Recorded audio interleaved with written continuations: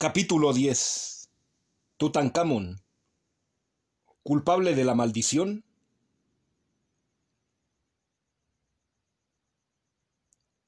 Así como se produjeron extrañas defunciones después de ser descubierta la tumba de Tutankamón, sería interesante saber si en Egipto hubo también muertes notables con anterioridad.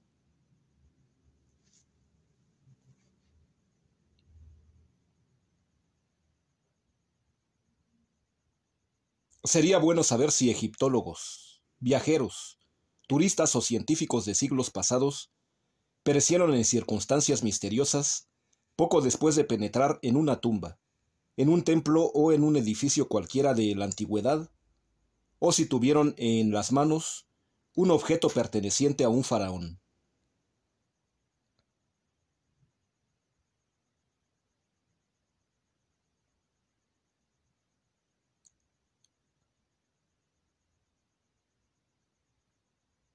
En un momento más se verá que la respuesta a esta pregunta es afirmativa.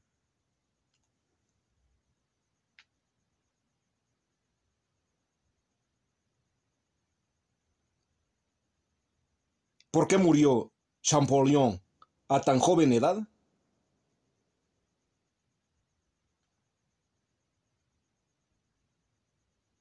Juan Francisco Champollion había soñado desde su infancia con descifrar algún día la entrevesada escritura de los egipcios.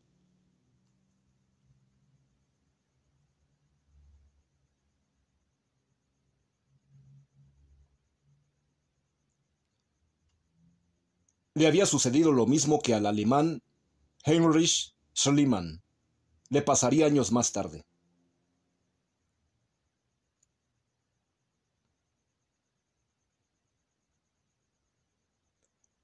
Siendo apenas un niño, Schliemann pensaba ya en descubrir la legendaria ciudad de Troya.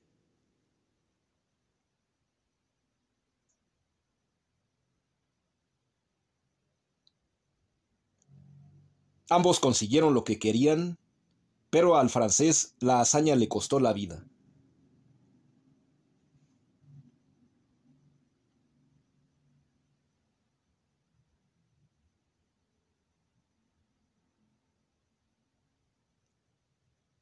En los últimos años del siglo XVIII, había llegado a Egipto la expedición francesa organizada y dirigida por Napoleón Bonaparte.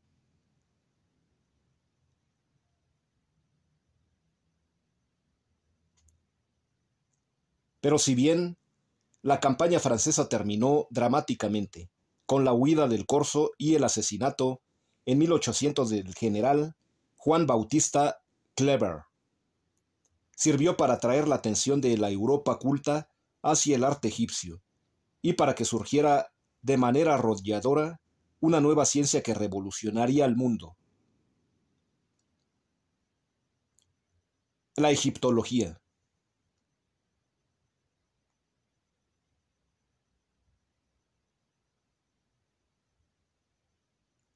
Poco después de morir Kleber, era hallada la piedra trilingüe de Rosetta, en la desembocadura del Nilo, no muy lejos de Alejandría.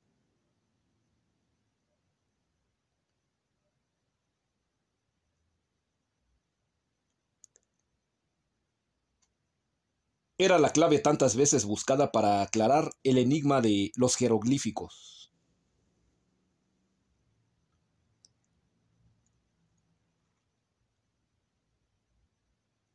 El 27 de septiembre de 1822, después de un esforzado bregar de la piedra de Rosetta, Champollion informaba a la Academia de Bellas Artes de París que habría logrado traducir el texto.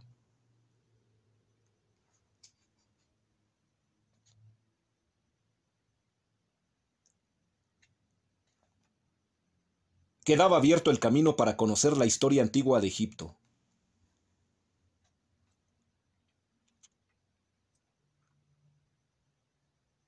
La labor del lingüista fue premiada con el nombramiento de conservador del Departamento de Egiptología en el Museo de Louvre.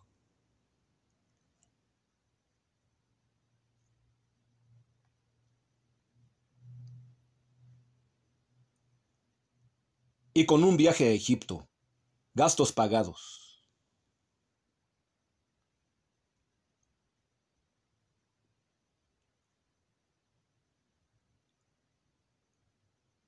Pero más le hubiera valido a Champollion quedarse en casa.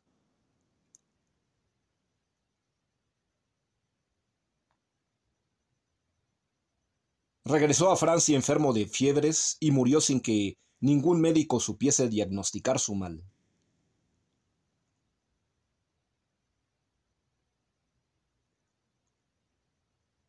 Tenía 42 años de edad.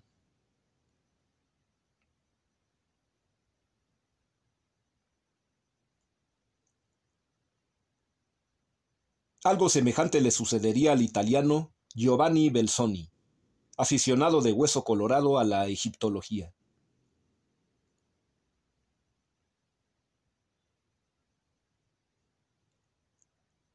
Se ocupó de estudiar la pirámide de Kefren, segunda en tamaño de las que se yerguen de la meseta rocosa de Gizeh, y al abandonarla un día sintió elevada fiebre que fue seguida de fuertes delirios.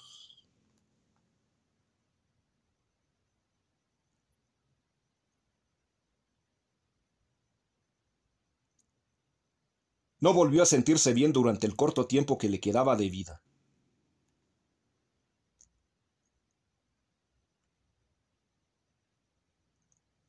Se fue al otro mundo el 3 de diciembre de 1823, todavía muy joven, sin que la ciencia médica pudiese aclarar tampoco las causas de su muerte.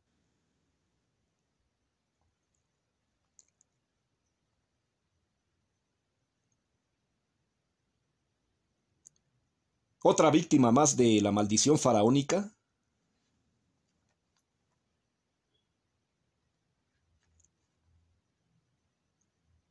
Se ignora el número de muertes que vinieron después, entre las cuales sobresalen dos.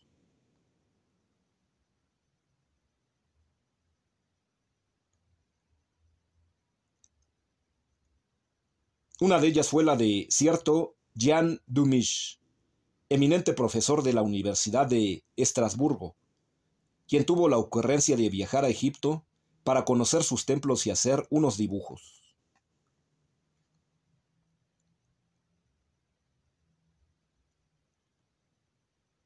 Poco tardó en delirar y en mostrar síntomas de una exagerada locura, de esa que los psiquiatras llaman ahora esquizofrenia.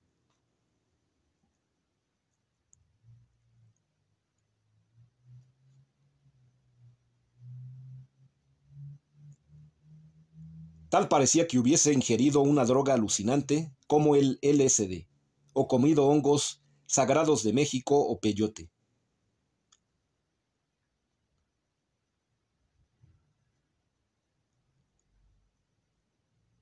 No hubo oportunidad de cuidarlo, porque murió de repente.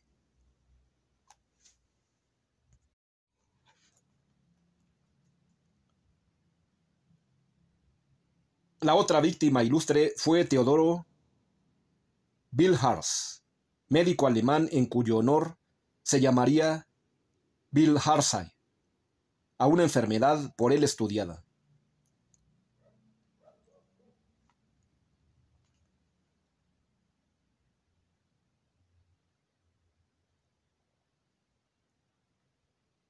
En la actualidad, y en especial entre la población de Egipto menos favorecida, sigue causando estragos una enfermedad tropical producida por un gusano tremendo, de 1 centímetro de longitud.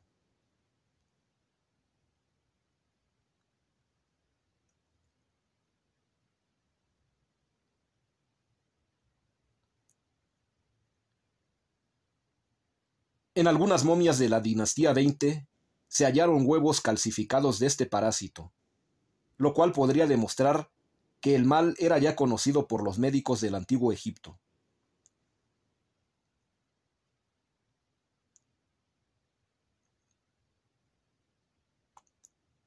Pero pocas personas saben que ese señor, Bilharz, murió en Egipto, a la edad de 37 años, después de visitar la tumba de no sé qué faraón.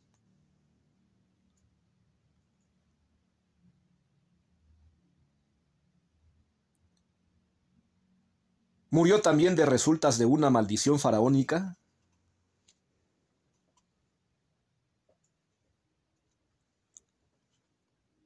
No termina aún la relación de muertes misteriosas.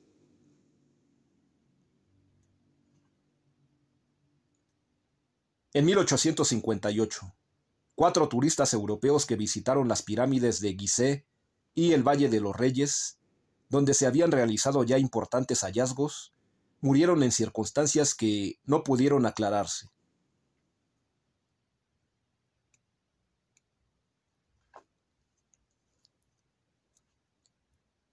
No se hablaba todavía de maldiciones faraónicas, porque a nadie se le había ocurrido sugerirlo o porque Rudolf Hearst no inventaba todavía la prensa sensacionalista.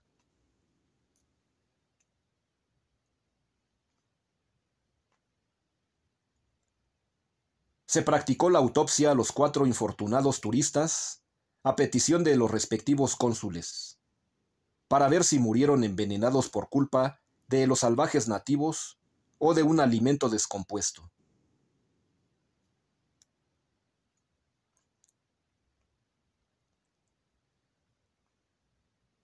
El diagnóstico fue sencillo. Murieron de peste acumulada de pulmonía o al revés.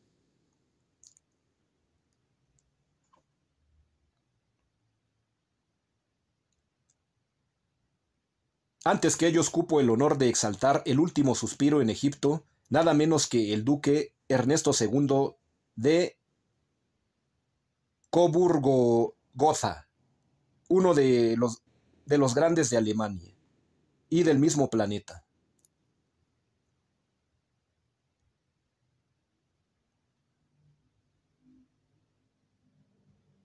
Visitó las pirámides y el templo de Luxor.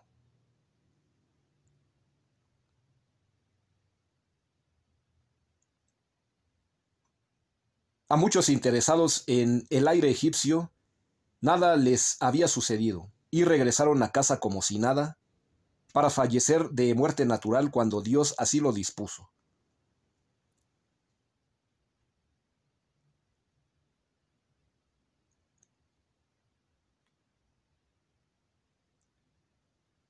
Pero el señor duque no tuvo la fortuna de figurar entre ellos.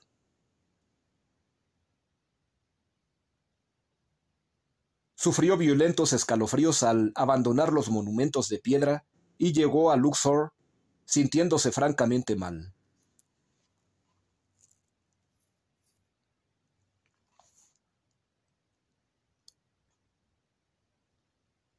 Lo atendieron los doctores Latherner y Bilzar. Todavía se encontraba entre ellos los vivos en aquellos días, que nada pudieron hacer para salvar a su ilustre compatriota.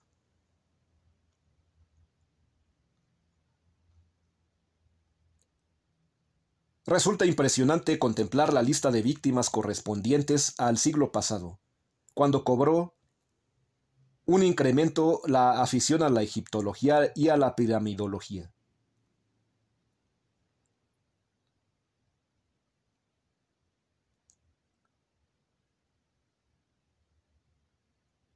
Los médicos, no sabiendo qué hacer al visitar a los enfermos, ni qué decir, optaron finalmente por emitir uno de estos 4 diagnósticos.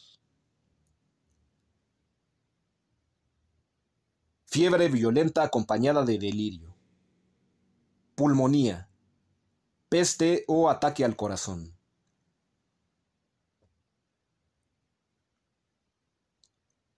Si pensaron en otra cosa, se lo callaron, porque es norma establecida entre los buenos médicos no confesar jamás su ignorancia.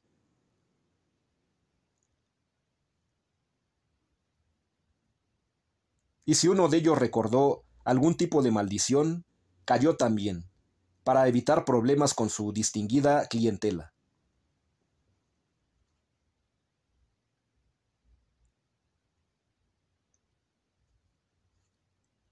Se introdujo por la puerta abierta del siglo XX, con el episodio de la tumba de Tutankamón, acompañado por los avisos y amenazas que castigarían a los insensatos que penetrasen en su interior.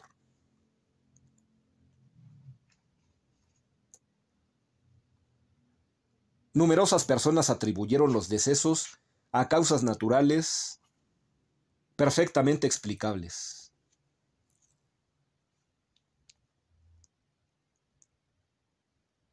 Fueron los menos.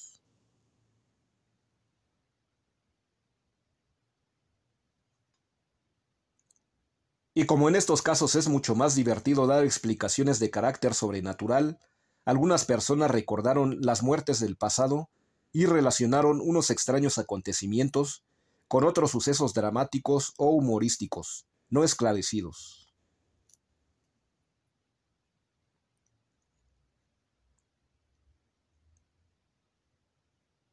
Y entre estos últimos estuvo el episodio que tuvo lugar hace poco más de medio siglo en el Museo de El Cairo, donde desde 1886 se conservaba la momia rubicuda de Ramsés II dentro de una vitrina.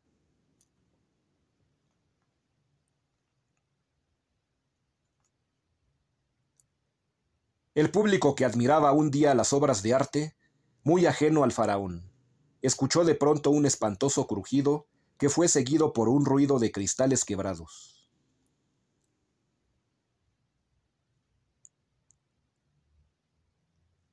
Miraron hacia la momia y contemplaron el espectáculo más aterrador de su existencia.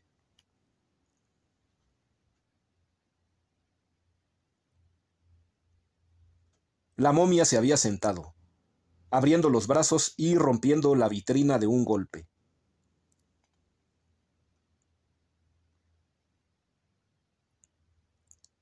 La reacción de los testigos fue instantánea.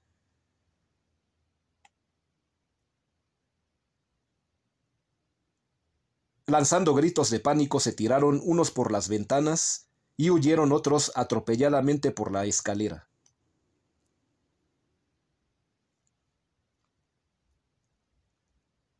Hubo en total una docena de heridos y el guardián encargado de la sala renunció el mismo día a su trabajo y nunca más regresó al museo.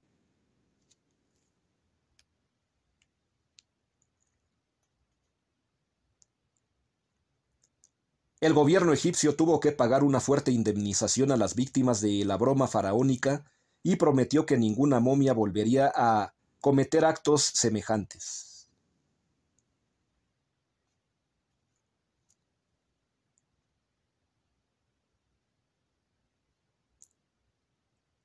Los egiptólogos explicaron que todo se debió al cambio de clima sufrido por la momia, acostumbrada al aire fresco de la tumba.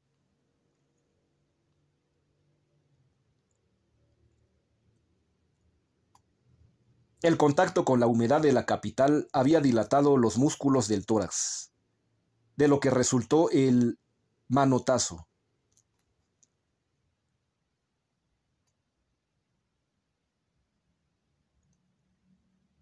Pero ninguno de los sabios supo decir por qué tardó tanto tiempo Ramsés II en manifestar su enojo.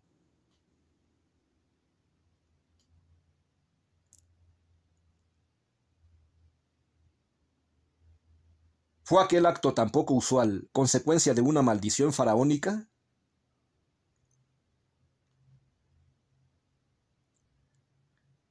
Nada hubo de sobrenatural en lo sucedido, y los amantes del sensacionalismo echaron mano del incipiente para vender más ejemplares de periódicos.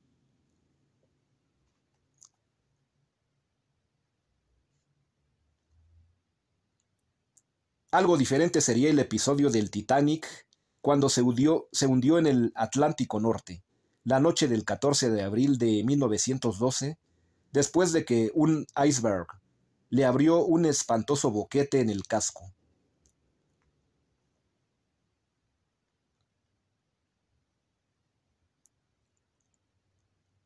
En esta ocasión tal parece que murieron varios centenares de personas por culpa de una variante de la maldición faraónica.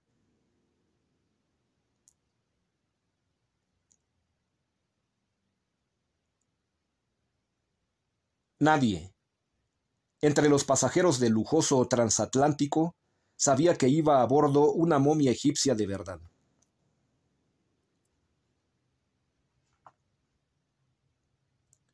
No se trataba de una momia falsificada, como tantas otras que comenzaban a circular por el mundo para engañar a los aficionados ingenuos.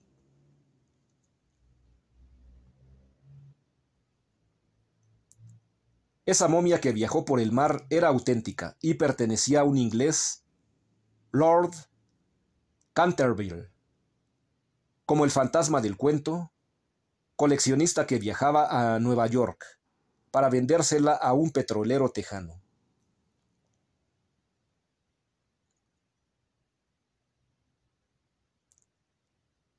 Había sido en vida una profetisa, una especie de hechicera estupenda en su profesión.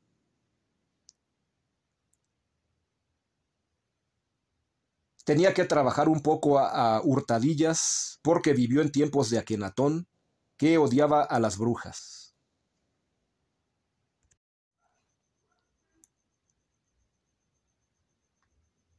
Pero a pesar de esto fue tan apreciada por los habitantes de Múnich, donde transcurrió su existencia, que le construyeron los vecinos un templo, para que trabajase a gusto.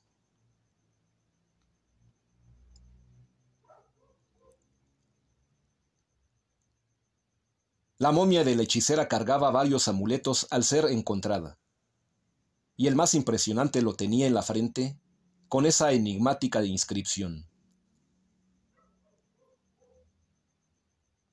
Despierta del sueño en el que te sumiste. La mirada de tus ojos triunfará sobre tus enemigos. Algo semejante sucedió en el viejo edificio de la Inquisición, que fue más tarde cárcel y luego sede de la Escuela Nacional de Medicina, y también en un viejo caserón de Coyoacán, donde hay un teatro que fue antes capilla del siglo XVII.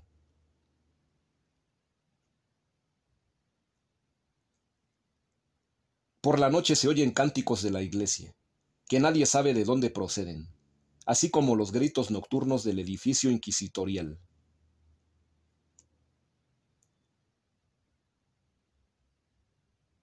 ¿Acaso las gruesas paredes de piedra devuelven los sonidos que hace siglos se escaparon de cientos de gargantas que son hoy polvo?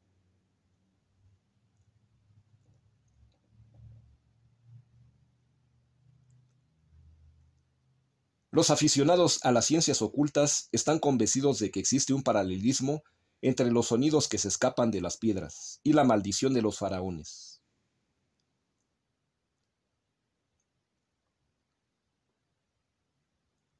Afirman que el pensamiento es capaz de adquirir tal fuerza, cuando es dominado por una voluntad que al proyectarse sobre los cuerpos cercanos puede crear corrientes psíquicas.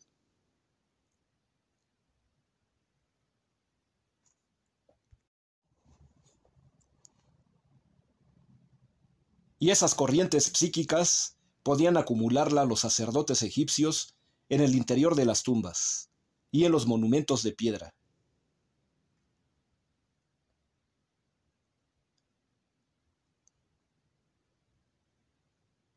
Era una operación que realizaban de noche, cuando la mente actúa más eficazmente sobre la materia inerte.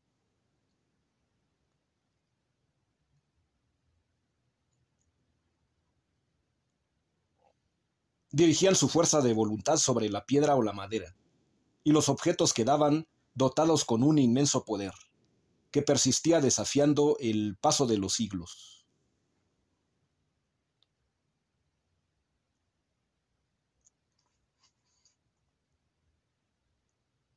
Fue este misterioso poder de la mente sobre la materia el que daría lugar a la maldición faraónica, causante de un número tan elevado de muertes.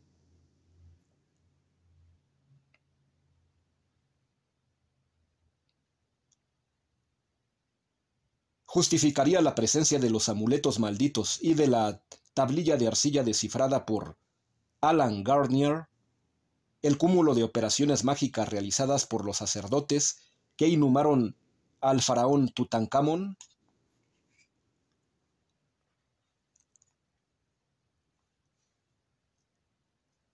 Pero, además de estos encantamientos, habría algo más, que a simple vista se antoja increíble.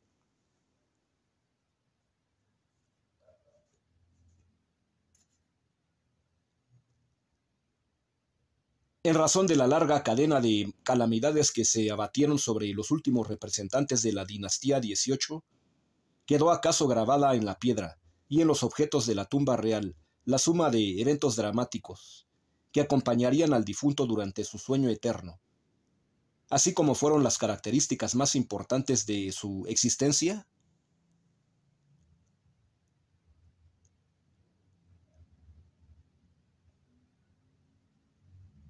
Y no iba a recaer ese poder maligno sobre las personas que se aproximasen más tarde a la tumba.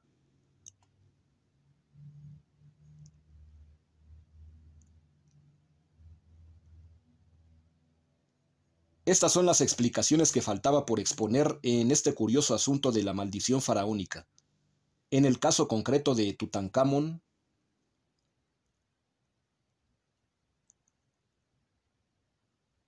¿podría aceptarlas el lector?